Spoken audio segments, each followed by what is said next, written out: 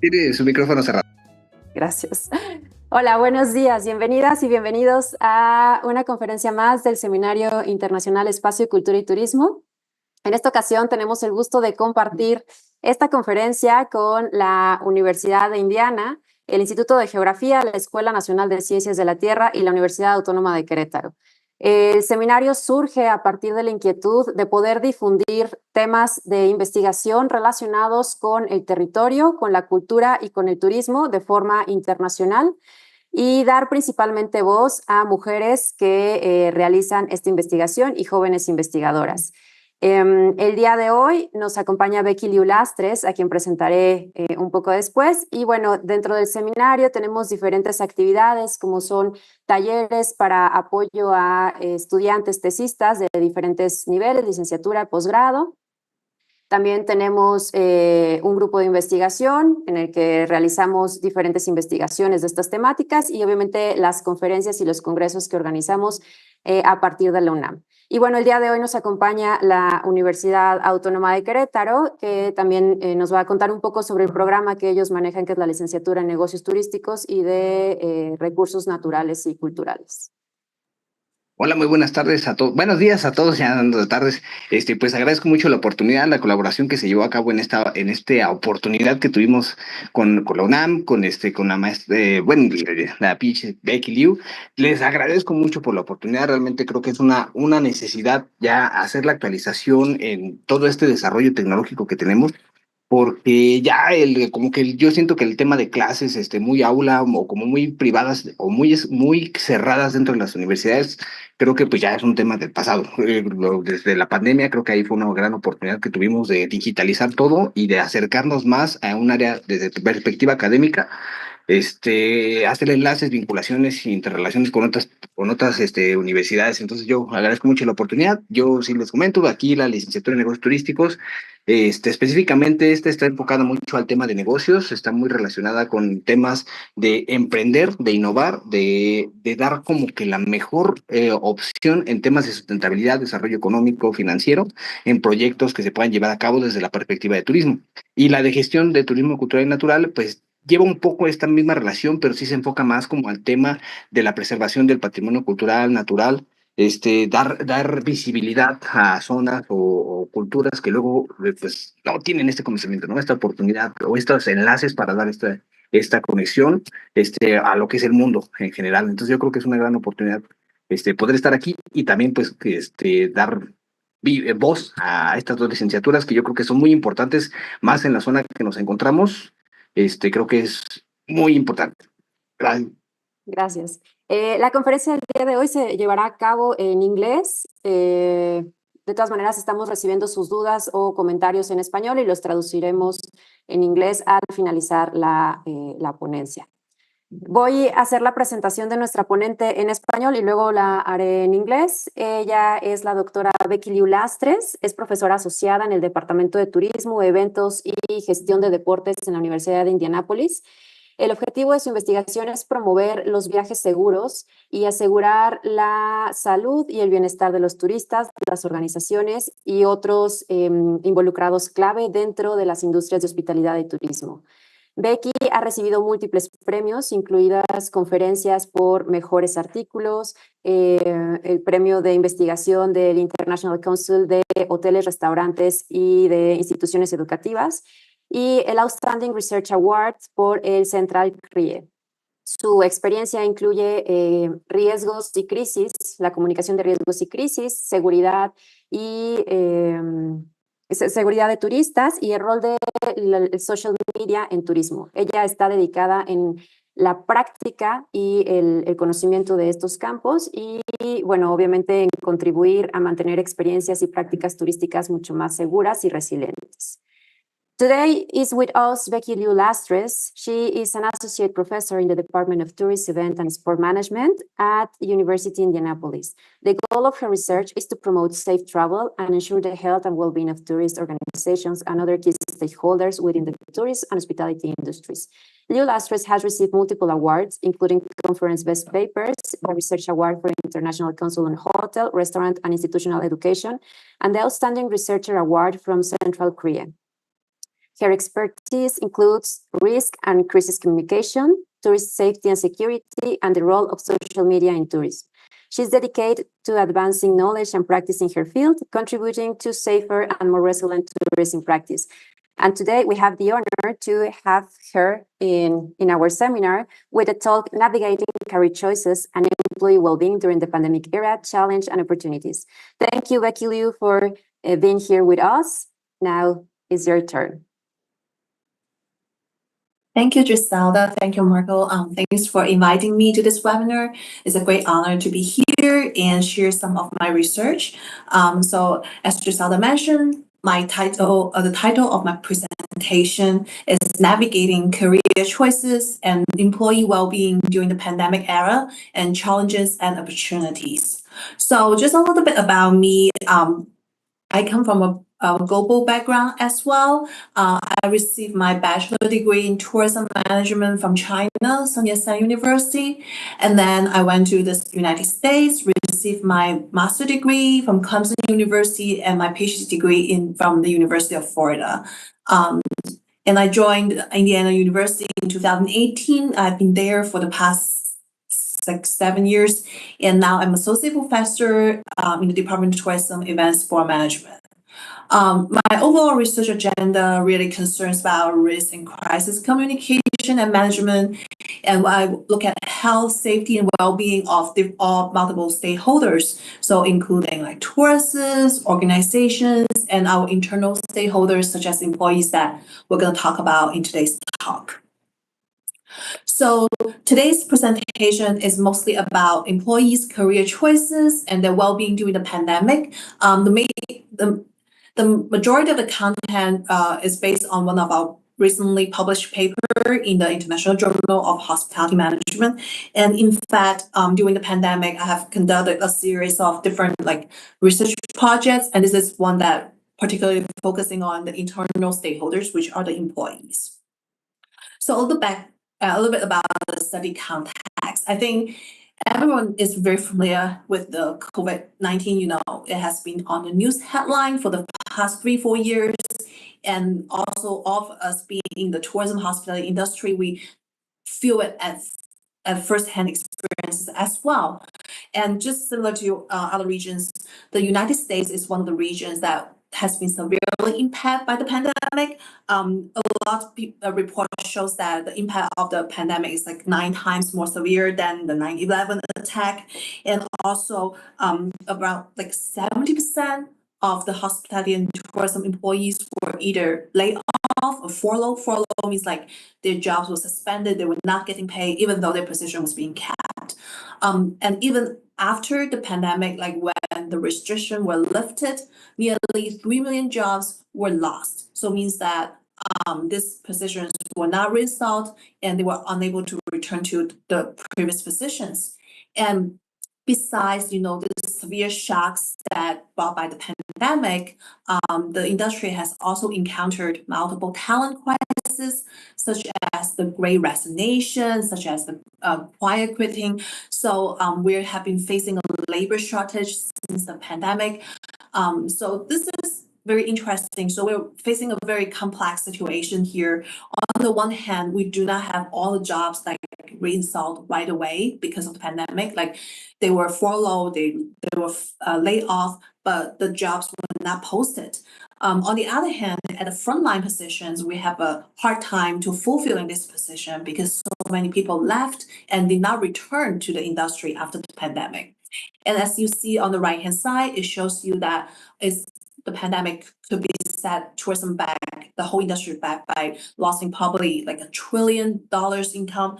So so it has been very complicated. Even though the restrictions were lifted, it was not looking that well for a long time. And particularly for the employees who work in the industry, they already have faced so many problems. They have been dealing with stress, burnout, substance abuse, and a lot of damages to well-being and high turnover rates. So these are challenges that exist even before the pandemic. And because of the pandemic, a lot of these things have been worsened. So for example, there's a growing number of employees being reported to use substance at work, have experienced like extra stress, mental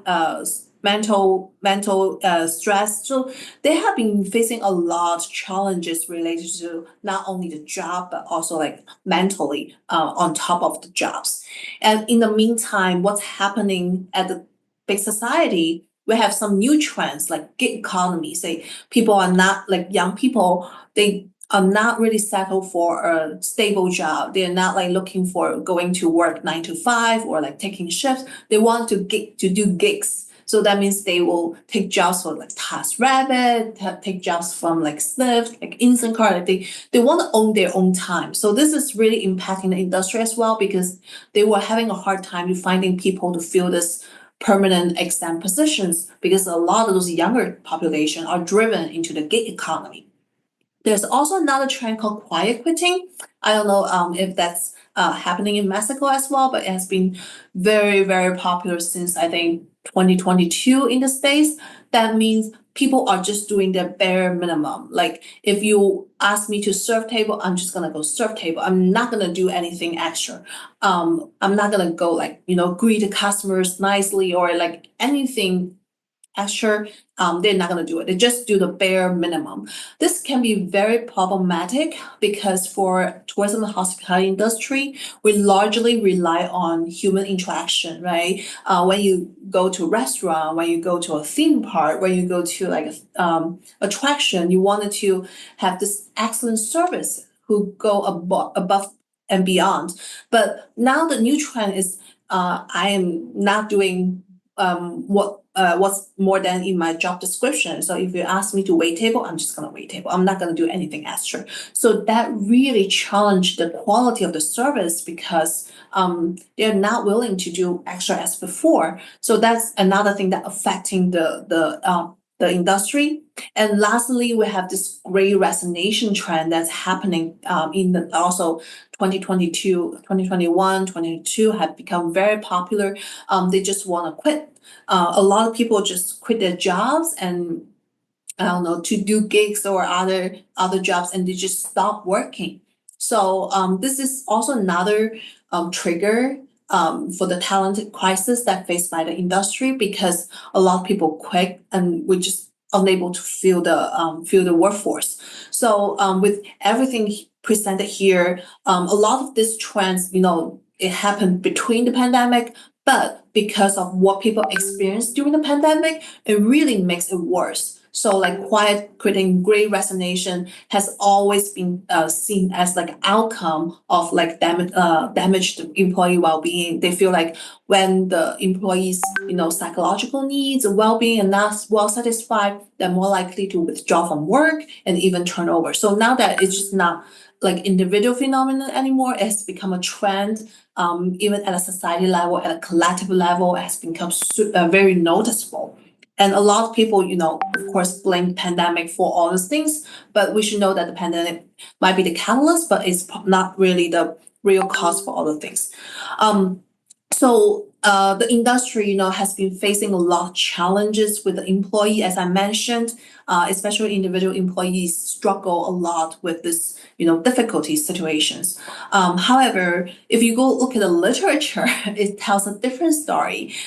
We don't see crisis as all bad, because some of the scholars, when they look at the crisis experience, they look at other things that happened, like 2008, the financial crisis in the States, similar to that, they think that crises are unique opportunities to bolster employer-employee relationships. So because the employers and the employees went through this hard time together, so they have a special bond between them. So they grow more trust and loyalty towards the employee.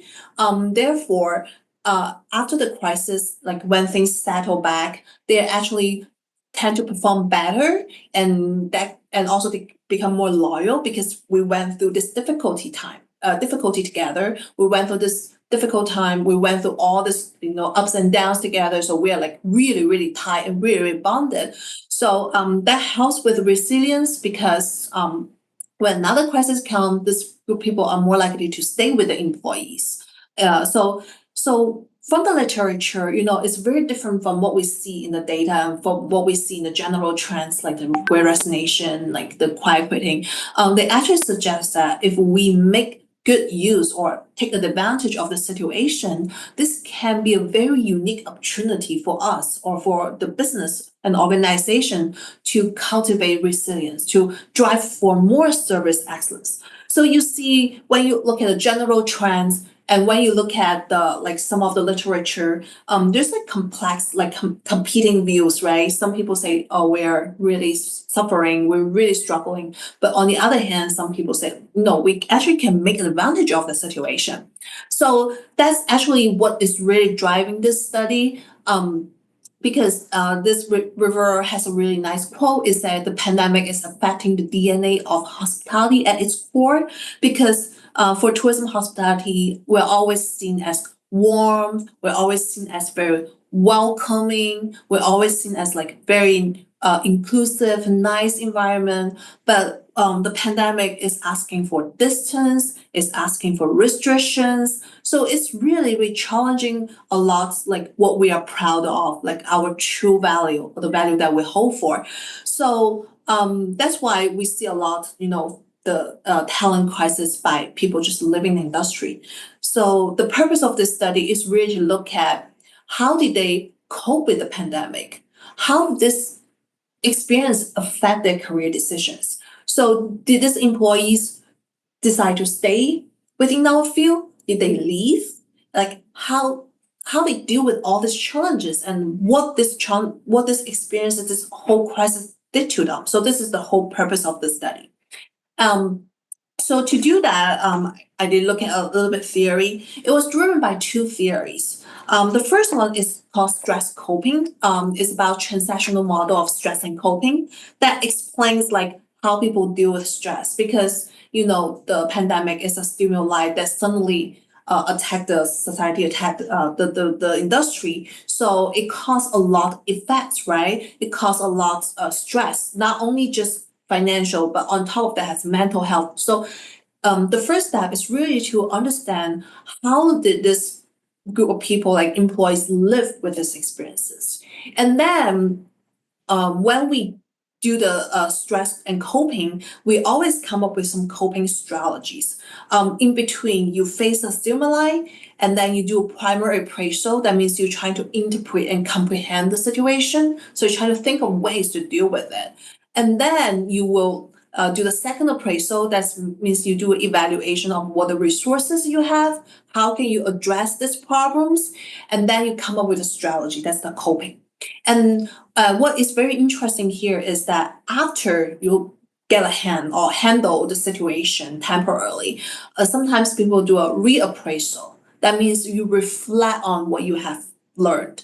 And then in this specific context, it reflects how people reconsider their career, because we want to use this model combined to get them together. So by looking at the stress and coping model, we will understand how the employees live these experiences, right? How they face all these challenges and how they deal with these challenges and what the strategies that they came up with to deal with these challenges. And in the meantime, as we say, we are very interested in knowing how these experiences affect their career choices. That's why we bring another theory called career construction theory. This is mostly using career consulting, kind of helping people to find where is their professional path, what will be the right way for them to build their career. So we kind of combine this theory in the reappraisal process, because what we see is that a lot of people, when they reflect on this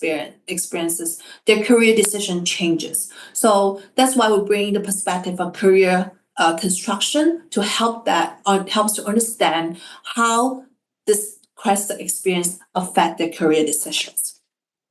So to actually conduct the analysis, we use a qualitative approach. We use this approach called transcendental phenomenology, which goes down one's experience into essential constructs. So it's a most like a post-positive approach. So basically, we interpret the whole experiences, but we break down to key constructs. So it's a qualitative approach, but it's kind of like match the encounters, match the key points with the construct, which is kind of like similar to the post-positivism approach. So we do 31 semi-structured interviews. So we're looking at the residents who of the United States. We're looking at people who have at least 1 year of full-time working experiences in the industry. So we're not looking for part-time workers or temporary workers. We're looking for people who already kind of started like a career in the field.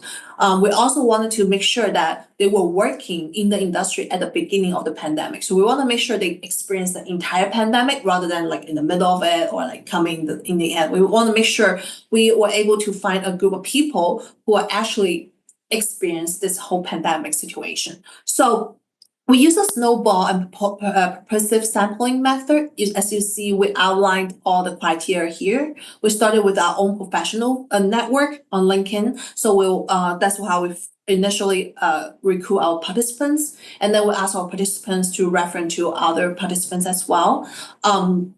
Once we see like no new themes emerge from the preliminary data analysis, we stop the data collection.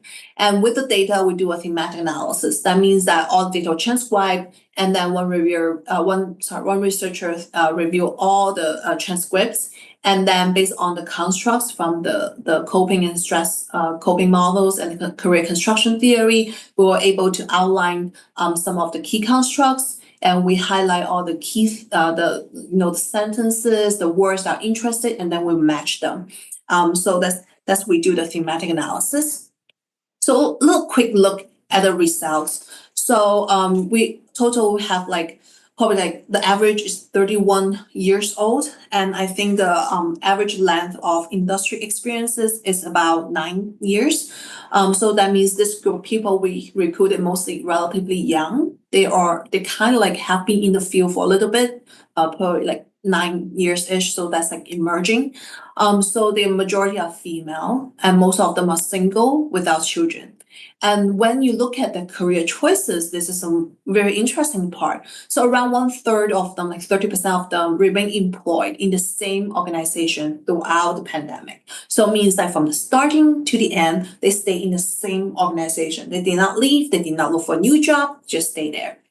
And around 40% of the participants returned to them after being laid off or furloughed. So at the beginning of the pandemic, when things went wrong, they were like laid off, they were like furloughed, but they returned back to the tourism hospitality industry as soon as the restriction lifted, as soon as like more companies are looking for talents. So part of the reason they didn't go back to the previous one could be like the previous one has closed the business, or but they just went back to the field right away. We also see around 1/3 of them change their career direction. So they just completely left. They did not want to work in tourism hospitality anymore.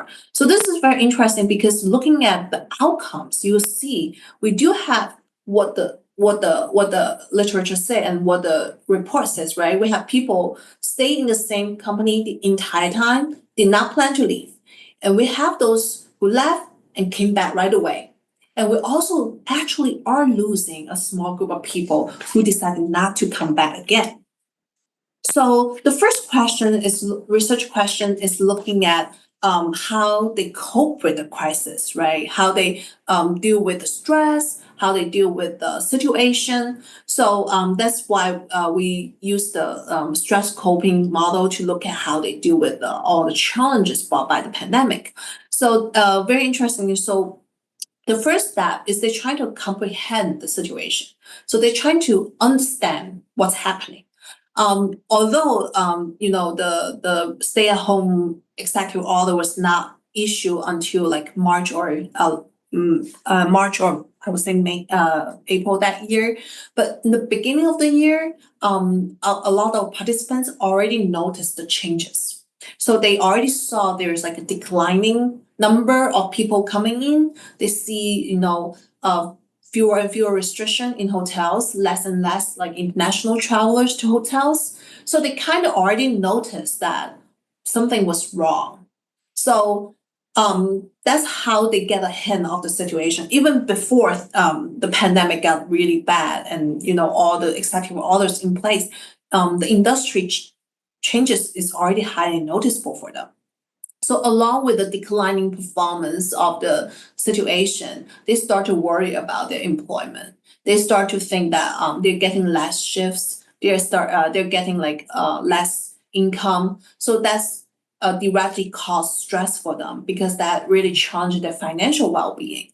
And a lot of the people, even though they were not let go or furloughed, they also feel that they're changing job responsibilities. So that means they're not only just doing front desk, but they're also doing booking. They're also doing a little bit of house cleaning. So they are taking more job responsibility in the meantime. So this is for work because and then they also start to worry if they still have a job. So that goes to emotional responses. So they become anxious. They don't know what's going to happen. They start to worry, not only just about their own health and safety, but also their job security. Do I still get a job tomorrow? For those who didn't get fired or furloughed, they were very, very, very grateful. They were we're just so lucky we still have the job. I think at that moment, this is all understandable because on one hand, you're very anxious, very worried, and even you were fired or furloughed at that point, you tend to be very understanding because business declining. You are taking more responsibility, and to a point that the business cannot afford you anymore. So because they experience the whole process, they start to become a little bit understanding as well. But on the other hand, you also see the people who get to keep the job become extremely grateful. Oh, I'm not being fired. My employer really appreciate me. So we also see this sense of gratitude emerge through the employee as well. I think one of the most interesting thing is that even after the restriction were lifted, they return to their position or return to the company, they tend to have some negative emotions. So not small, issues before, the stress, the burnout, they encountered those issues before the pandemic, but they were able to cope with it before that. But after the pandemic, after everything being through, they tend to be very negative. So we see a lot of posts that people are being, I'm not saying exaggerated, but they tend to be more sad, more negative. They just don't feel that happy anymore, even though they do have a job at this moment. So we see this kind of emotional responses is not just temporary, but it affects after the pandemic as well. So even though they return to the industry, they do have the job. They just were not as happy as before, which is very interesting in terms of their emotional responses towards the stress. And we also wanted to see what are the actual strategies that they came up with.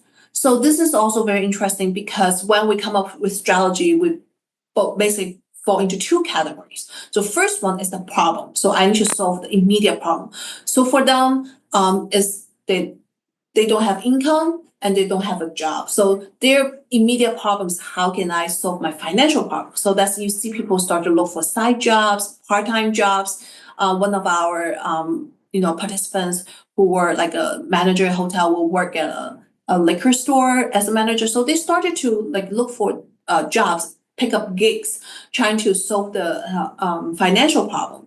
And on the other hand, they also wanted to build a professional relationship.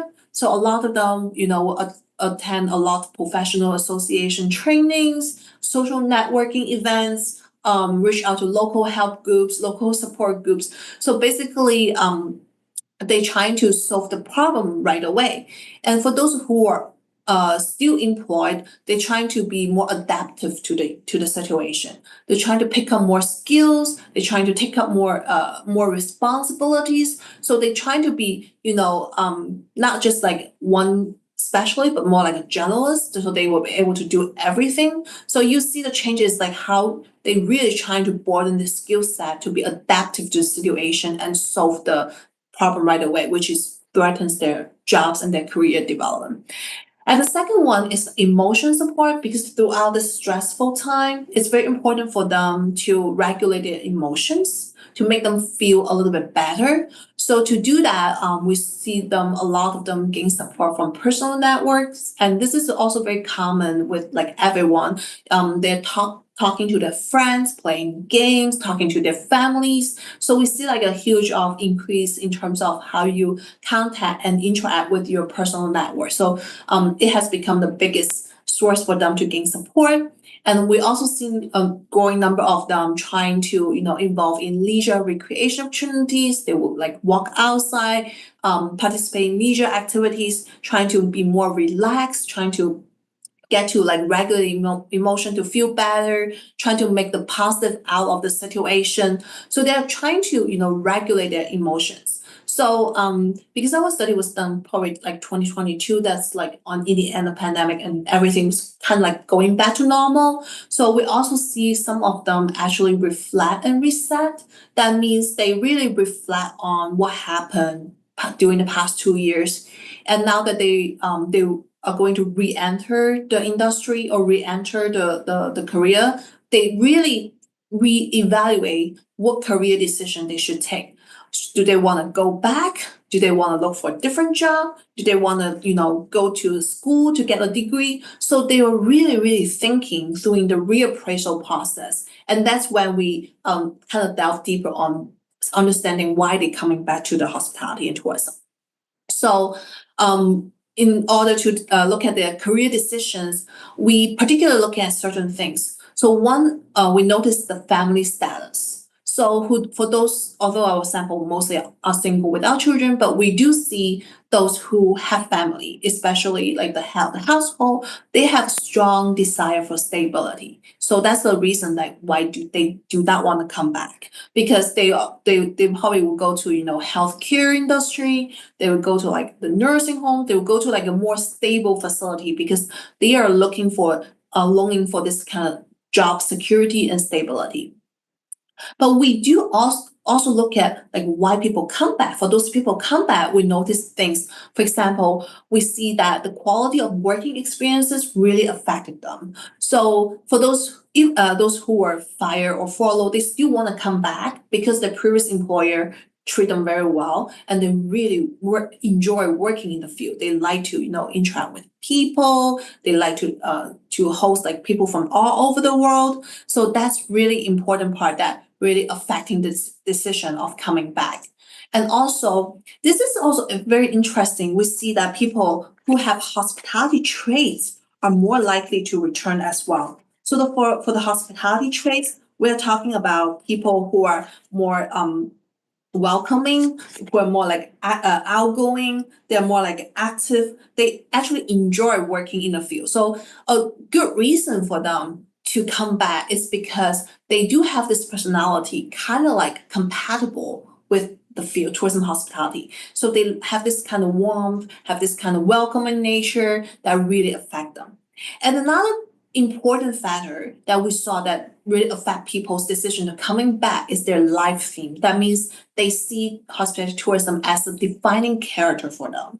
So a lot of them who are in like middle level, even senior level, they have a very intensive industry involvement. They have been in the industry for 10, 20 years. They know people. So that's why they feel like since they already have this involvement, it's easier for them to return rather than just leave. We also see education, especially those who receive a degree in the field, bachelor degree in the field. They feel like we already invest so much. I invest my time, I invest my education. There's no way for me to leave in the industry that easily. So that's another drawing factor for them to come back. And lastly are the professional resources, because they already, think that tourism hospitality, this profession is a defining factor of them. So that's why they enjoy a lot of professional association resources. They use a lot different support work groups. So that's another reason they feel like they are very tied to the industry and they wanted to come back. So to summarize, this is like a big summarize of all the findings together. So you see how COVID as a stimulus really affecting people. The unexpected nature really give a shock. So employees have been facing a lot of challenges with like stress, work-related stress, personal stress that not only just safety but also health. And then that's when they do the primary appraisal. It's like, how can I address all these challenges and problems brought by the pandemic? So that's why they have the coping strategies here. They will focus on the problem. How can they solve the financial problem? How can they re-enter and re-establish the professional relationship? And for career adaptability in this way as well, like how can I solve this problem while still remain relevant for my profession? So that we see they will try to do temporary jobs, to do like adjust to different working environments, taking on different job responsibility. They're really trying to focus on how can I temporarily solve the problem that caused by my job security issues. And for emotionally wise, you will see how they participate in leisure activities, seeking family social support to make them feel better.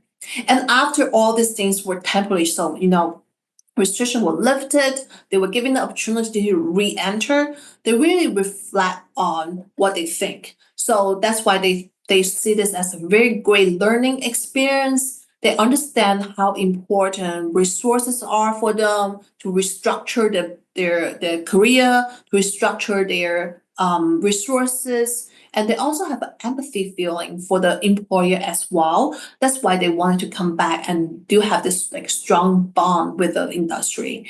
And when they go to Korea, they're really thinking of if they want to stay, return, move, or leave.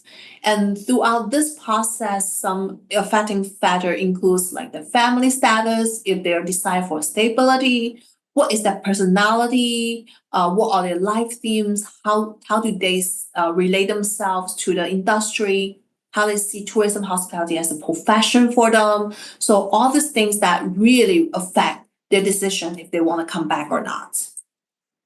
So there's some implications based on the based on this study. So the first thing is that it's very interesting because we always think that pandemic is a health pandemic, right? It's a pandemic. It really threatens our health and safety. It destroys the tourism hospitality industry simply because people cannot travel. However, for these internal employees, mainly our tourism hospitality employees, this pandemic is a career crisis for them. Career crisis in terms of they need to reevaluate if this is a career path they should pursue, to reevaluate if they should continue, investing in this industry, if they should further their professional career in this field. So it's just a health pandemic, but for them, it's probably like a life-changing point to reevaluate everything related to their career and profession. And the second thing we do notice here is the support. Employer support and social support. So as we say in the beginning, this could be great opportunities to build employer-employee trust. So therefore, employer support has become very important. And from our study, we do see that like open, communicative, constant communication, things like that are resources to provide support to your employees. And it's also very effective means to build this employer-employee support. And social support as well. And I think pandemic gives a very unique opportunity for people to revisit their personal network, reach out to friends, families, to reconstruct this social support. So realizing that you are not alone, but you're supported and well loved by your family and friends. So this is another like important lessons for like a lot of individual personal growth. And so taking everything together. So for the industry, we do face a lot of crisis, a lot like labor shortage, things like that. If we want to attract future talents that's a long-term, that loyal, committed to our profession, one thing we can look at is the person-organization match, because we need to look at like their personality, how they see the profession as a theme for them, how they relate themselves to the profession, and how they match the organization.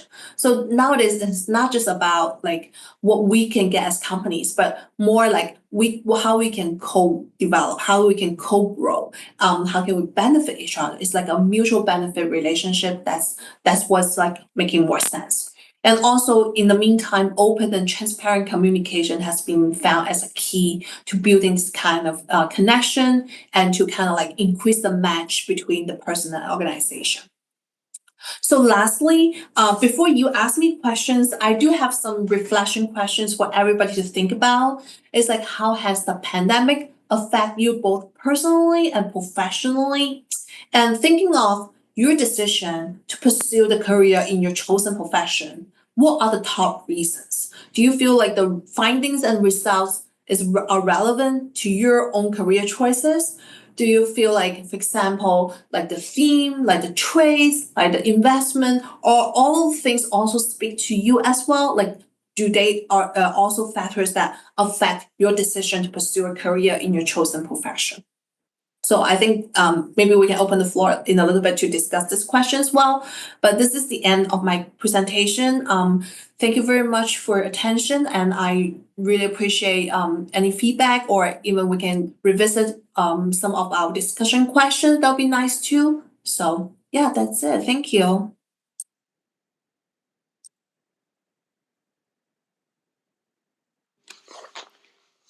Thank you very much, Dr. Lucy. Well, we like to thank you, Dr. Becky Lastres, for sharing us this interesting conference that put us in context of the new opportunities that employers can in tourism sector have in this post-pandemic era. And we appreciate her sharing her research in this presentation. Now we will move on to the question time. And we have some here. We have this one from Luis Martinez, and thank you for the presentation. What could be the challenges to retaining professional talent that has experienced the vulnerability of the sector in the face of an emergency such as the pandemic? I think one thing is for them, like at the mid-career, a lot of them, as I say in the previous slides, they wanted to leave because they start to realize that this is a profession that's not very stable.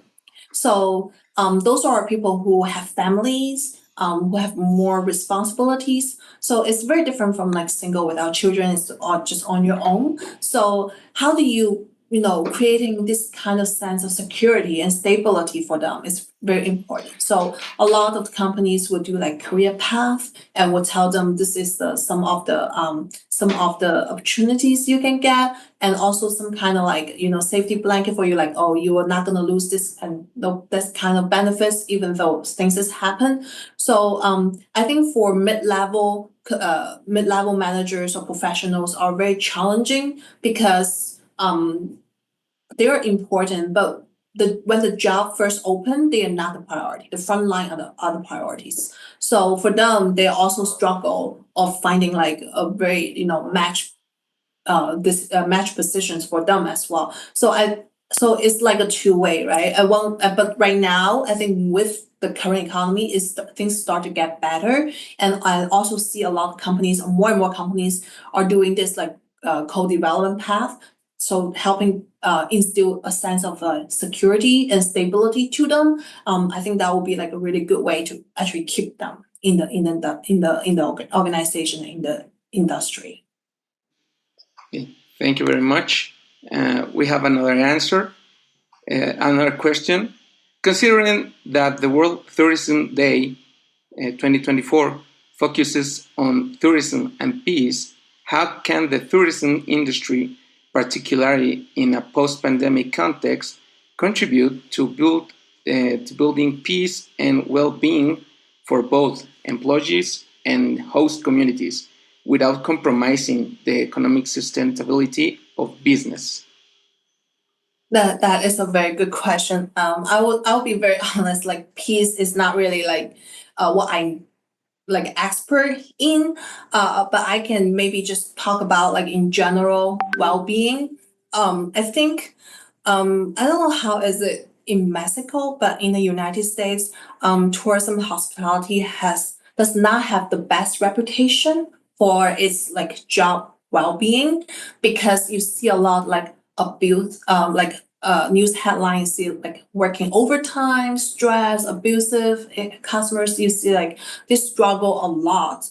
However, we are not the least paid company industry as well, because we have tips or this like a recent work survey do show that like nobody ever complain about the compensation, but it's more about the mental health and mental well-being, which is totally understandable, because when you are driven by profit first model, it's all about making money, right? So, but right now what we see a lot is a change. Like there's more like employee well-being initiatives. They have like a mental health day right now. A lot of companies do that. And also they will have like additional like emotional consultant services through AI. I don't know if you guys know, but this is very interesting. Like as an employee, you can talk to AI if you have emotional problems. They purchase provide those services for their employees. They're also trying to be more open and communicative. So I think the pandemic is a shocking factor for the industry. They finally start to realize they need to make changes. They need to make sure that the working environment is more accessible and more like supportive. And that's a sustainable way to ensure the employee well-being. So I cannot really like touch a lot on the peace part, but I feel like for well-being part, I would say we already see kind of like small changes going on in the field already. Thank you very much. In Mexico, we share many of these situations that compromise the economic and mental well-being of workers in the sector, but I believe that there's a will to change the approach and improve the situation, even if it takes some time. Yes, Thank you very definitely. much. It takes a lot of time and resources to build, like it's extra. So, but I think they start to realize they have to do this extra. If not, people are leaving. So for example, there's one restaurant in New York City, in order to, keep the female workers, they work with like a local daycare. So the female workers, like the kids can stay in the daycare while they work. This is like unheard of in the past, but people are making changes like that to ensure that the well-being of the employees are taken care of. Thank you very much. We have this one last question. It's from Dulce Aguilar. Thank you very much for the conference. It's very interesting. What will be the approach of the Human Resources Department of companies to shield the flight of talent that endured the pandemic crisis, but has not yet experienced an economic recovery or well-being at work? So you mean like how can they make sure they have the resources to support some of the well-being effort? Yeah, how will be the approach or the focus of the Human Resources Department of the companies to keep the employees, even they cross the pandemic crisis, but they don't feel like they get yet to restoration of economic or well-being at their work? I know it's hard. It's very hard. I do a lot of risk and crisis management stuff. We always say you need to have a reserve, right? And I see that within a lot of big companies. So when the pandemic hits, they use their reserve to support their employees, like pay for their basic salaries. Like at that point, there's not much extra, but at least they pay the salary, give you a paycheck, so everybody work. But for those who do not have that reserve, it has become very challenging. Like they have to let go and furlough the employees, and those are more like obvious in the smaller business, I would say. Another thing is very interesting is that I don't know like how Mexico is, but like in the States, some smaller business has like smaller companies, they start to change their operation structure. So for example, like restaurants open like Monday to Friday, they only open on weekends for like 6 hours. because like business they receive from the weekends, and then they raise the price. And then by doing that, the income they get was able to support the employee as before. And also another thing, when it goes to the well-being part, that is hard because when we always talk about resource allocation, right? That's the tricky part. Like you only have limited resource by a company. If you prioritize certain things, you lose certain things.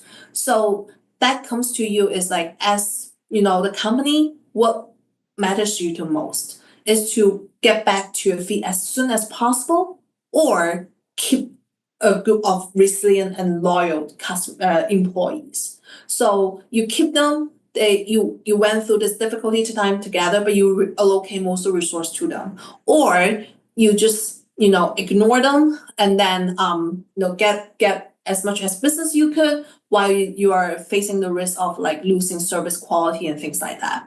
But another thing that's very interesting, I just want to add, is with AI and with technology, a lot of frontline employees are being replaced by robots. Like we have like robot delivery, like a robot cook, chef. So I don't know if this is gonna be a main trend, but if we, by investing in like new technology like that, can save our costs, does that mean that we will have more resources to support our human employees? So that's like another thing, that trends that currently going on. But I think it's very important to talk about like company culture, budget priorities, because it all goes back to how you relocate your resources. So it's a very, I think it's like an act of balance. Like how can you balance the interest and needs from different stakeholders in different parts?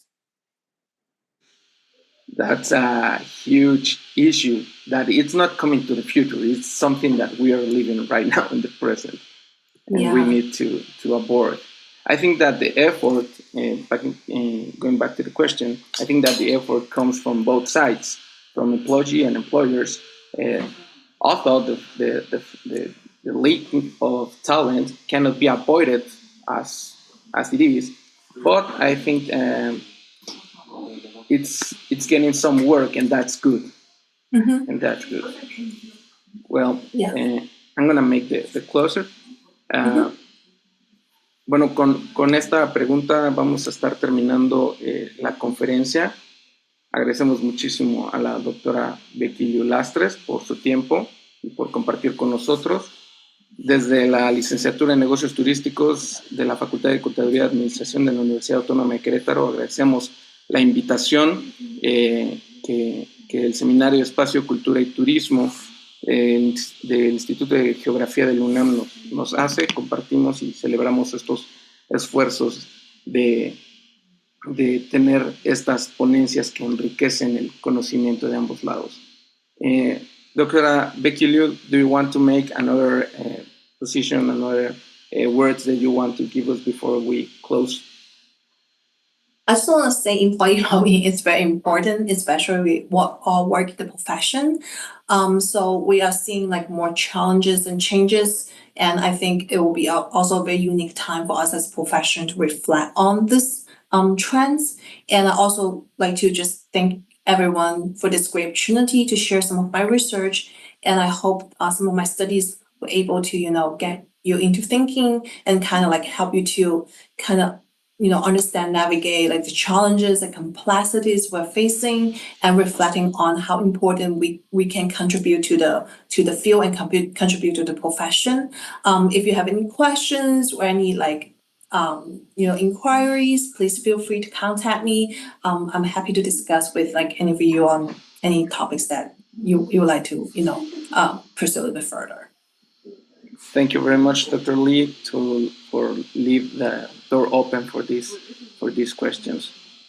Antes de cerrar, queremos agradecer al equipo técnico por el apoyo, a Marina, Juan Carlos, a Elenita, Marco y Ana Karen por el apoyo en difusión, a Ilia Alvarado Ciso, que no pudo acompañarnos hoy, pero es cofundadora del seminario. Y con esto estaríamos terminando. Dr. Becky Liu, thank you very much. Y hasta la próxima.